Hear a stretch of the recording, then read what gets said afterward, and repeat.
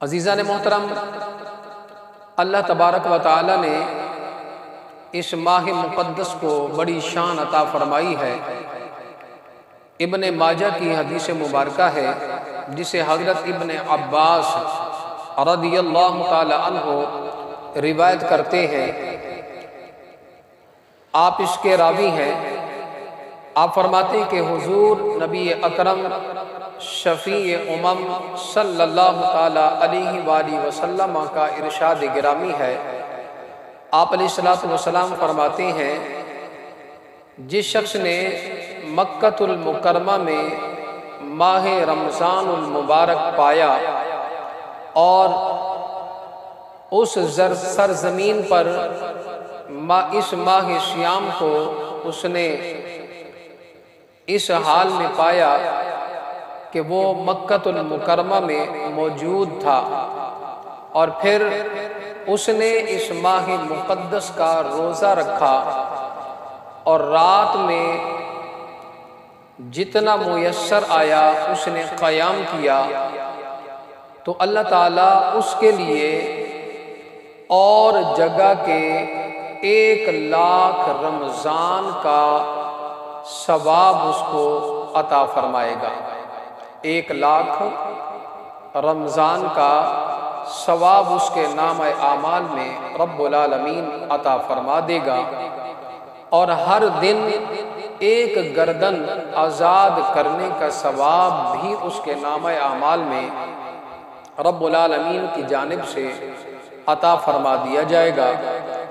اور ہر رات 1 گردن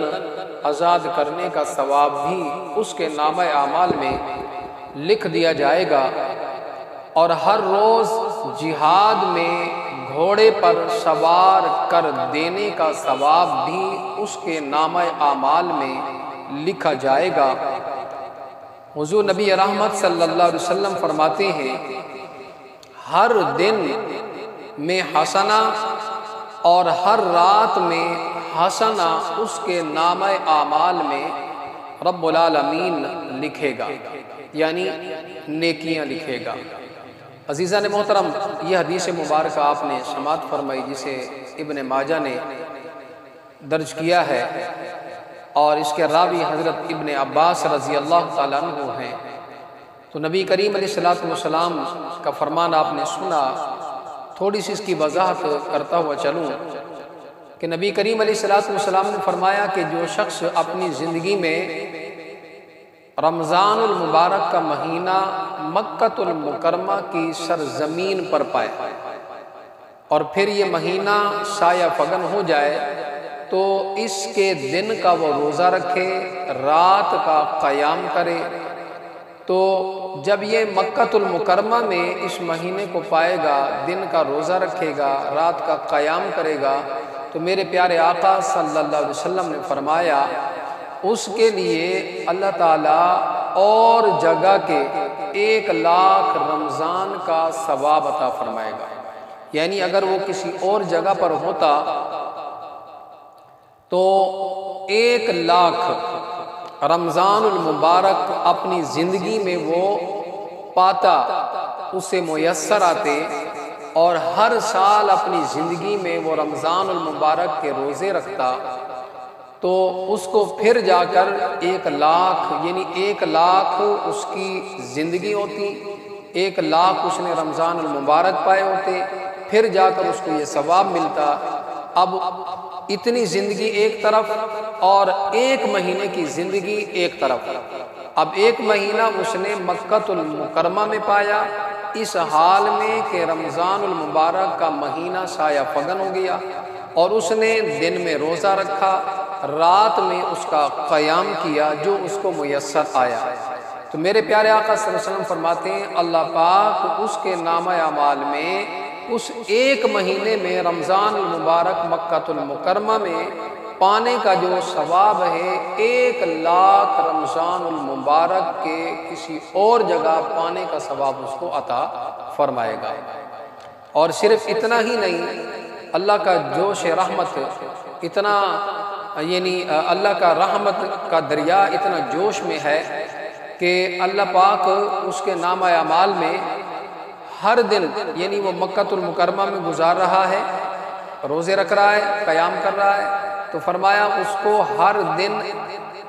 ایک غلام آزاد کرنے کا ثواب بھی ملتا رہے گا۔ دن میں بھی ایک غلام آزاد کیا اور رات میں بھی ایک غلام آزاد کیا، یعنی پہلے زمانے میں آپ کو پتہ ہے غلام ہوا کرتے تھے، وہ ان کے مالک کے پاس جا کر ان کی رقم ان کو ادا کی جاتی، پھر ان کو آزاد کر دیا جاتا تھا۔ تو پیارے آقا صلی اللہ علیہ وسلم نے فرمایا کہ روزانہ اگر شخص غلام خرید کر آزاد کرتا رہے،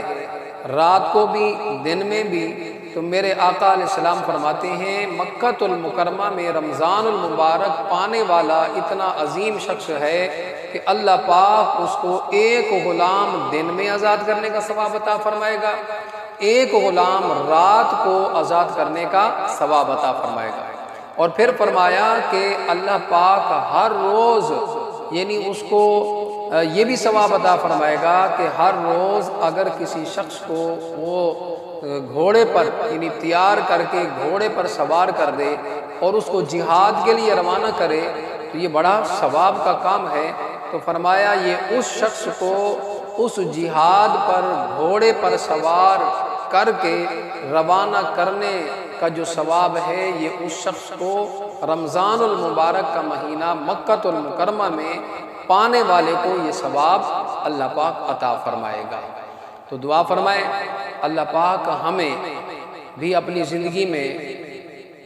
ایک مرتبہ تو کم از کم رب العالمین مکۃ المکرمہ میں